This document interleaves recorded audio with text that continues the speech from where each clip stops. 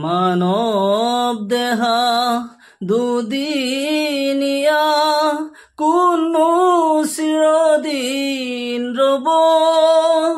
দুদিনৰ মাথো আগা পিছা সকলোৱে যাব দুদিনৰ মাথো আগা পিছা সকলোৱে যাব তুমি খুদা আমাৰ কিন কৰিবানে পূৰণ আকাশতে থকা জনে লিখে